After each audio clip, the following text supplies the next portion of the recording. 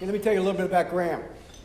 He's worked with business and technology for over 30 years now. He's been involved with over 250 businesses, including Nike, Procter & Gamble, J.P. Morgan, General Motors, Disney, Autodesk, as well as many, many small and medium-sized, as well as startup businesses across North America, Europe, and Asia. He's been around the block a few times, it sounds like.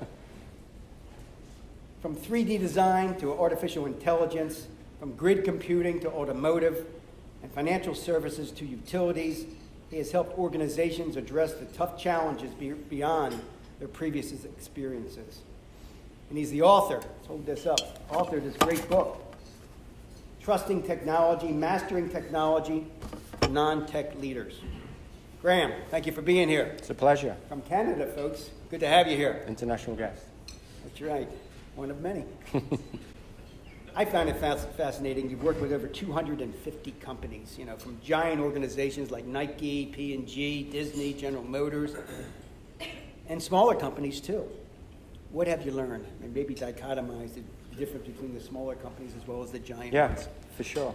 So, first of all, I'm very pleased to be here. This is a great group, and I've said that to you over lunch. It's fantastic, so it's an honor to meet you guys. I started out with technical training. I did a computer science degree, and so to me, technology always felt like the easy part. And it's changed a lot in the last 30 years, but it still does. But I think, Doug, the thing that I've learned most is it's a form of humility, but it's important to understand that it's not the technology, it's how we pick our investments, our bets, how business decides how to use technology, and then how it makes it native to the business, how it helps all the employees, colleagues, and customers adopt technology. That's really the key. These are the tools people use to do their jobs every day. If you change those tools, you're messing with their world. Another example, you mentioned Nike. We went into Nike, a completely different business. They produce, at the time, we're talking 15 years ago now, about 3,500 shoe designs every year, wow, of which maybe 50 make it to the shelves in the stores that you would actually see.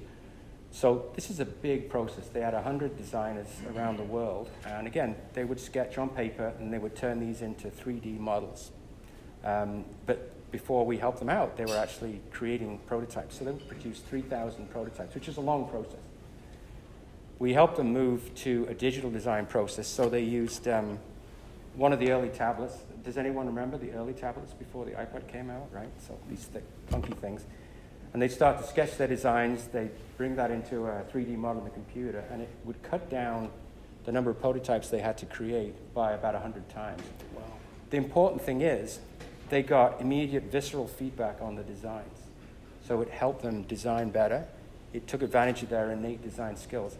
And the prototypes could be churned out way faster. So we shaved, at the time, I think Nike's time from design to shoes on the store shelf was about 18 months. We helped them cut that down to 14 months, I think it was. It's public domain information now. I couldn't have told you about this 12 years ago without being arrested, but it is public domain now.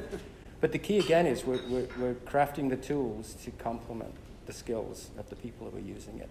And I don't care if you're talking about shoe design or automotive design or payroll. You still have to look at technology in that light, I think. But, at the same time, I think it's so interesting, technology and tech is hyped so much, in press, and we hear about it all the time. Maybe a little biased, but, do you feel it lives up to the hype?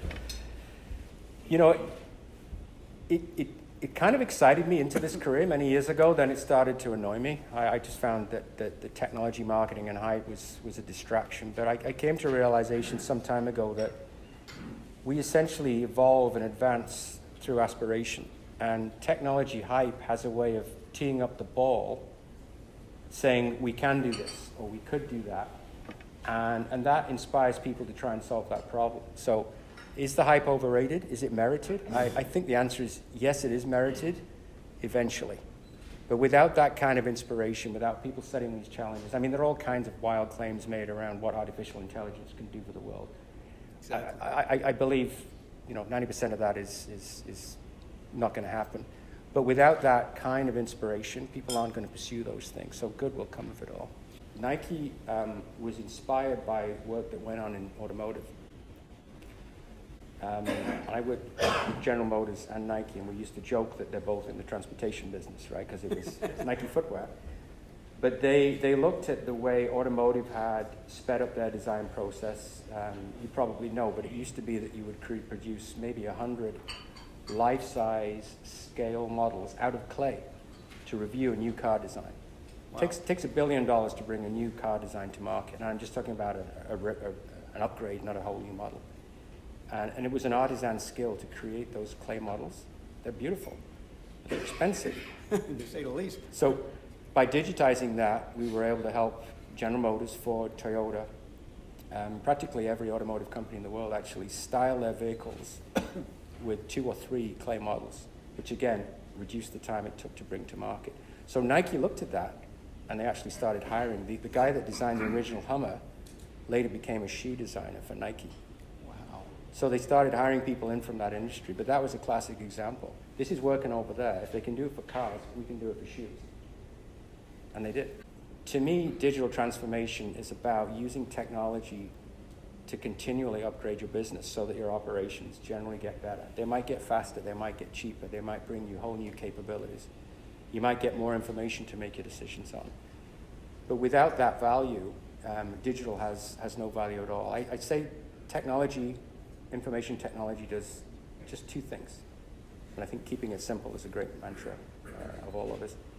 It either helps create insight by making sure the right information is with the right people at the right time, or it helps automate things we can automate. It helps elevate the skills of your best people by taking the grunt work away from them, having them press a button and maybe do 90% of what they do today, and they still engage in that extra 10%. So any technology investment you make, run that test by them. If it's not improving insights somewhere inside your organization or for your customers, or helping to speed up the process, make it more efficient, it's just not worth it. Don't do it. So when you get involved in an organization, what do? You know, you're working, say, with a non-tech manager, which really is the focus of your book. What do you do? How do you get them up to speed where they're making those changes that's coming out from a positive venue? Yeah. So we generally have 1 or 2 conversations. It really doesn't take more than a couple of 30-minute conversations to get an idea of what the business is all about, what the context is, what the circumstances are.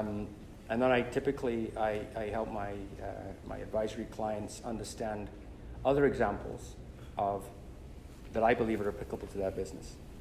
Sometimes that takes research on my part. Sometimes, and I've seen this amongst the 250 businesses or so. But I think it's all about saying, is there something here that will inform your vision for your company and how it uses technology? So that's where it starts, because every leader has to be comfortable this is going to work. They have to make that leap. I think at that point, then we say, well, how do we bring the organization on board? How do we get them to participate? And what does this mean, most importantly, for your customers? If they're not going to notice the benefit of a technology investment that you've done, is it really worth it? It might be, but there's usually a better bet that is customer facing. So we put that together, we create a plan. And then I'll advise and coach their teams to the extent that I can, helping them, because usually folks haven't taken on this kind of work in the past. If you've got a team that's done this a lot, then you know how valuable they are. But a lot of teams need to build that success first. Bringing change into organization, I'm sure you've all done that in your teams. There has to be a win for people. Otherwise, they'll sit on the fence or maybe they'll resist, right? I think too often this change is imposed, and that's when it fails. And it fails every time. So you've got to get people on board first, from your perspective, before you make an investment like that. I think you have to be comfortable that you'll be able to get them on board. Then you can make the investment, but then you do the hard work of getting on board. If we expect to hire ready-made experts in everything, we're limiting our options. What I've seen work really well amongst all the organizations that I've worked in that have succeeded here is they help their teams get good at what they need to get good at. Now, that doesn't mean you turn everyone into a software developer or a database expert, But it does mean you recognize that the job of redesigning your business is not for IT to do. It's for your whole organization. Some things that work really well, I think, is pull small teams together. I'm talking 5 or 6 people. They could be your best people. They could be average people, but pull them together and give them a stretch goal. Give them a challenge, an assignment, and then set them up for wins through that. Great teams thrive on wins. If we assign goals to people that they are never going to meet, they're never going to gain that confidence. But over time, they'll grow in confidence. Bring in outside expertise to advise, but don't ever get dependent on it. Bring in coaches, create a coaching culture. Just make sure that you spread the expertise around the organization. I think that's vital. So if we look at expertise as a finite resource, I think we're doing a disservice to the untapped talent that lies around our organizations. We were talking at lunch about James Dyson. We were comparing him to Steve Jobs, I think, because I think he has a similar obstinance about what's right for the market. But he's done a lot of great things in his business. And by the way, he describes his business as, I just move air around, right? They're not a vacuum company. They just move air around, which is why you can buy $500 hair dryers now often. But he hires very talented engineers and trains them in design. So if you think about that, right? If he was going to go out and find an engineer who's a great designer, wouldn't find him. But if you bring in those skills and you develop the complementary skills, you're really building out a much better rounded team. And I think their products are great. I don't know. I've got several of them, but not a hairdryer. I don't. I mean, it's so interesting. Warren Buffett always talks about, he likes the nice, boring companies. He didn't buy anything in technology in the early 2000s. He didn't get hurt, but he missed a good run. I mean, do you still think there's still room for those type of companies? Or, if you're not on the board with technology, you're just going to be left behind? Absolutely there is. But I would point out that Warren Buffett owns a lot of insurance companies.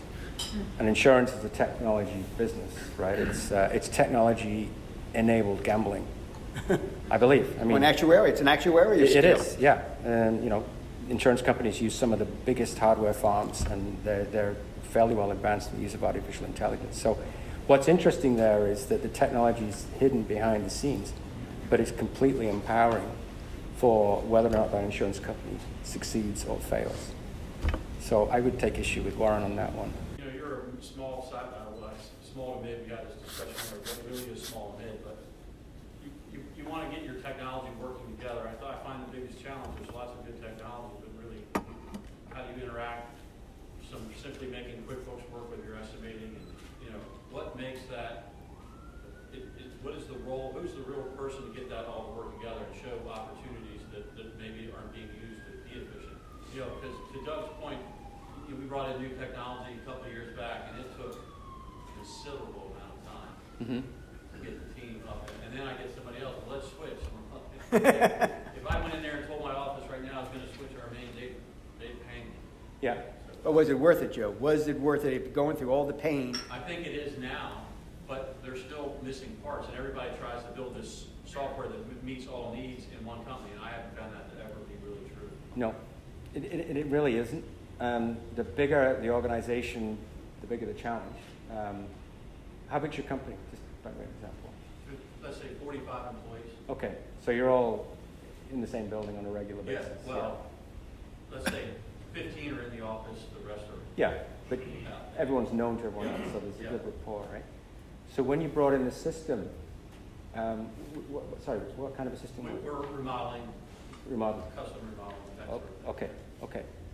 So how many people in the organization were involved in either the decision or the actual design of getting it to work? Did everyone? Well, what we found out, because I had been through this sort of before, I had some custom software written for another company, and the problem with that is when somebody leaves and they design that software, you're left holding the bag. Yeah. So off the shelf is generally better. Yeah. From an update standpoint. But what we did was we decided just to implement a piece of it instead of throwing this whole big massive system, because we wouldn't have gotten buy-in otherwise. So good. Over a 2-year period, we just said, okay, now you have to use this, now you have to use this. So I would say if I was honest with myself, maybe 80% there. Yeah, after 2 years. Yeah. And did anyone encourage you to think it would take less time. Well, they all say 30 days, Yeah. online training, you're good, you know. Yeah. I know that's not true. Yeah. But from a consultancy standpoint, where would someone reach out, someone here that wants to? Like, what is the best avenue to say, okay, how do I make all this work better? Right. So, are you talking about now to fix what you've got, or 2 years ago? No, even to take what you have now and say, Yeah. okay, maybe we could use the cloud better, maybe we could, you know. Yeah. Well, you can start by buying my book, of course. Yeah. But, That was kind of a softball. thank you. Yeah, I got it eventually. Good job, Joe. I'm Thank you, English. I'm, Lord. I'm very gentle on that kind of thing. But no, I appreciate it. I mean, here's how I'd answer that question.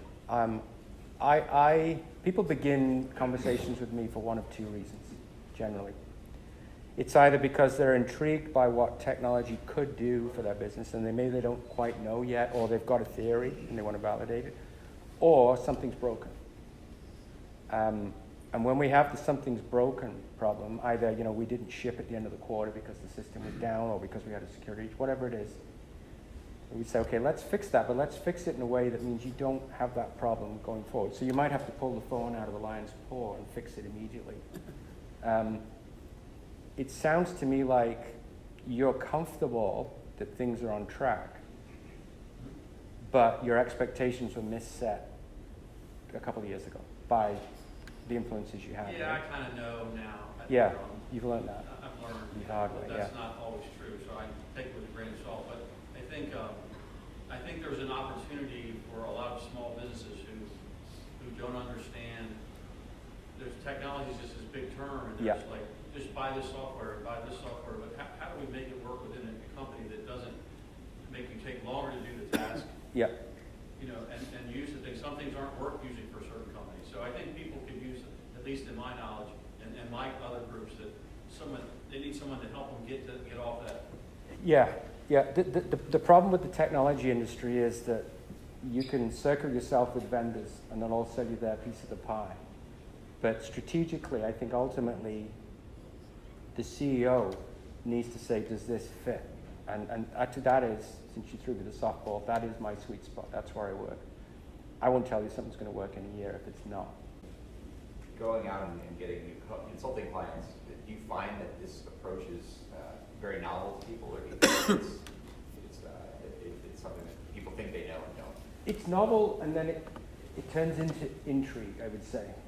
Like, to your point, I'll start by saying how I got to where I am, opinion-wise, is I was a CTO in a number of software companies for about a decade, producing and selling software. And that was the circumstances where I met Alex. I keep going back to him, my favorite guy. Then I was a CIO buying technology in the company, so I saw it from both sides. So I tried to make technology fit for customers, and I tried to make it fit for my business. And that's where I reached this conclusion. Hey, it's not about the technology, right? So when you say that to people, to your point, it's a bit foreign because they're used to people coming and saying, this is the best thing, you've got to do it, and it will work, and we'll do it overnight. So when people say something different, it kind of grabs their attention. And I think when you say, it overlaps with how you upgrade your organization, change your operations, how you manage your team, if you will. Generally, it's very receptive, and it works. So technology isn't smart enough to make mistakes.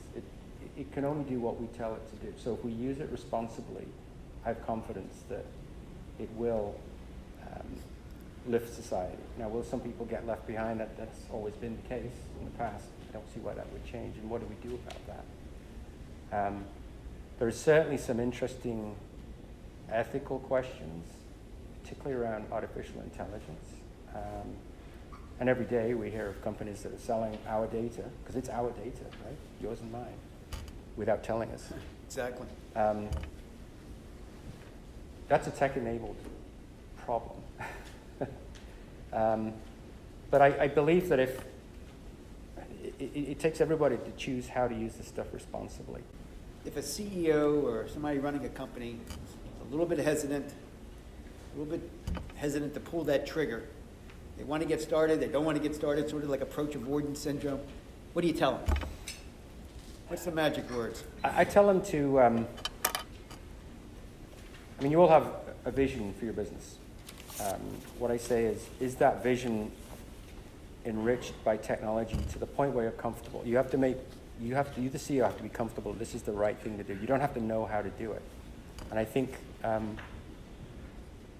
just studying and researching in the copious spare time that you don't have, what else is going on in this field that could be of value to your business, and talk to people who can and know, and there are plenty of people out there.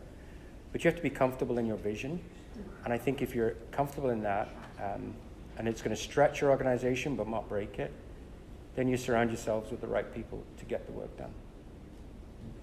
And that is why I wrote this book, because I don't see much in the literature that talks to this gap between inspirational business stories like Good to Great and the O'Reilly technology series, which some of you might be familiar with. If you're a deep techie that you buy these books, if you're a business leader, I just could not find anything in the middle.